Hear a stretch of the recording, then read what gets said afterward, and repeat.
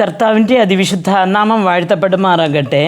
ഉൽപ്പത്തിയുടെ പുസ്തകം 6-ാമത്തെ അധ്യായം അതിൻ്റെ 6-ാമത്തെ വാക്യത്തിൽ നാം വായിക്കുമ്പോൾ അവിടെ കാണുന്നു, ഞാൻ ഭൂമിയിൽ മനുഷ്യനെ ഉണ്ടാക്കുക കൊണ്ട് യഹോവ അനുതപിച്ചു, അത് അവൻ്റെ ഹൃദയത്തിന് ദുഃഖമായി എന്ന് കാണുന്നു.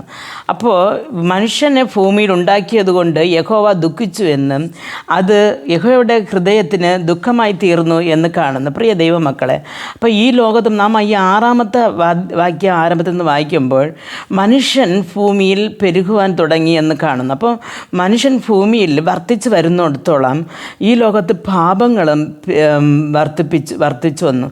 പക്ഷെ ആയതുകൊണ്ട് ദൈവം ഈ ഭൂമിയിൽ മനുഷ്യനെ ഉണ്ടാക്കിയതുകൊണ്ട് വളരെ ദുഃഖിച്ചു.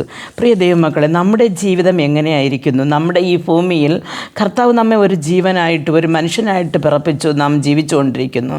നമ്മെക്കൊണ്ട് ദൈവം ദുഃഖിതനാണോ അതോ സന്തോഷവാനാണോ എന്ന് നാം നോക്കണം. നാം നല്ല ശുദ്ധമായ ഒരു ജീവിതം ജീവിച്ച് ദൈവത്തിന് പ്രിയമായ വഴികളിൽ നടക്കുമ്പോൾ, കൽപ്പനകൾ അനുസരിച്ച് നടക്കുമ്പോൾ ദൈവം ദുഃഖിക്കേണ്ട ആവശ്യമില്ല. പക്ഷേ ആ ഒരു കൽപ്പനകളെ വിട്ട് തിരിഞ്ഞ് നാം പാപം ചെയ്യുമ്പോൾ, അല്ലെങ്കിൽ നമ്മുടെ ജീവിതം പാപത്തിലോട്ട് പോകുമ്പോൾ, അല്ലെങ്കിൽ നമ്മുടെ ജീവിതം നാം ദൈവഹിതപ്രകാരമല്ലാതെ നാം അന്യ ആരാധനകളിൽ നാം വിശ്വസിക്കുമ്പോൾ, മന്ത്രതന്ത്രങ്ങളിൽ വിശ്വസിക്കുമ്പോൾ കർത്താവ് ദുഃഖിക്കുന്നു.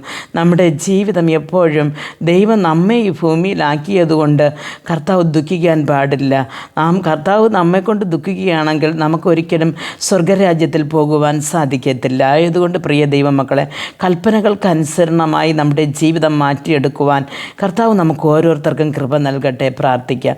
ഞങ്ങൾ അതിവാത്സല്യമായി സ്നേഹിച്ച് വഴി നടത്തുന്ന ആ സ്വർഗസ്ഥ പിതാവേ, ദൈവമേ, ഈ സമയത്ത് കർത്താവെ ഈ വചനം കേട്ടുകൊണ്ടിരുന്ന ഓരോരുത്തരും അപ്പൻ്റെ കരങ്ങൾ തരുന്ന കർത്താവെ, അവിടെ ജീവിതങ്ങളിൽ കർത്താവെ ഓരോരിക്കലും എൻ്റെ ദൈവമേ അങ്ങേ തന്നെ നോക്കുവാൻ, അങ്ങയിൽ തന്നെ കർത്താവെ ആശ്രയിക്കുവാൻ, കർത്താവെ അങ്ങയിൽ തന്നെ അങ്ങയുടെ കൽപ്പനകൾക്ക് അനുസരണമായി നടപ്പാൻ കൃപ ചെയ്യണമേ.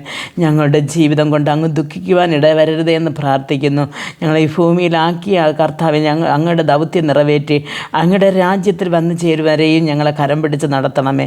യേശുക്രിസ്തുവിൻ്റെ നാമത്തിൽ പ്രാർത്ഥിക്കുമ്പോൾ പ്രാർത്ഥന കൃപയോട് കേട്ട് മറുപടി നൽകി തരണം നല്ല പിതാവേ. ആമേൻ.